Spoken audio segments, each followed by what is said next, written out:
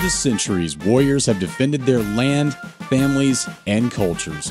Many battles have been fought when it comes to defending what we call ours. Heroes have been laid to rest so that generations can come and pay their respects. Even those whose names remain a mystery to us are remembered here at the Fort Sill Landmark, our second stop along the Lawton Discovery Trail. The Fort Sill Historic Landmark has 30 buildings as part of its vast exhibit collection.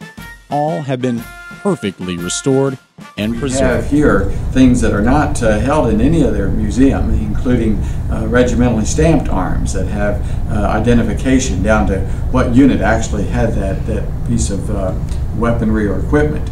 Along with the Buffalo Soldier Gallery, we have a Native American gallery, the Warrior's Journey, where we feature fantastic collections of Native American weapons, Native American beadwork, clothing, both men and women's and children's. And these things are, in some cases, representative of the Southern Plains.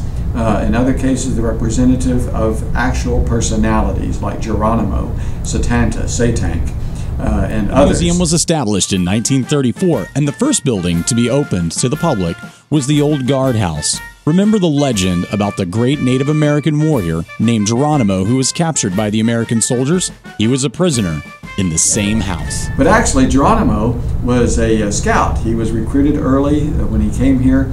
It's true that he was a prisoner of war, and the rest of the Fort Sill Apaches were prisoners of war well into the 20th century.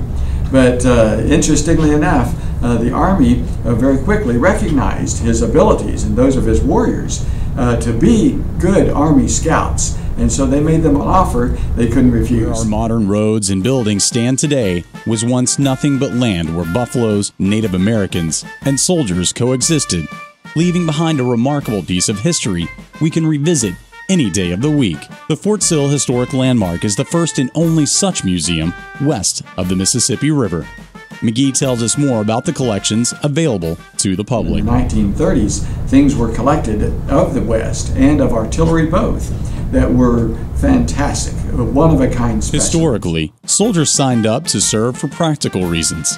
They were fed 3 times a day, had clean clothes to wear, and were paid $13 a month, and some even signed up just so they could find a wife. For the youngest visitors, the museum offers great educational programs. Director Frank Stillman tells us more. Where for a week we had children coming to the museums, and they'd spend a day at the museums and see the different exhibits and collections that we have in the museums.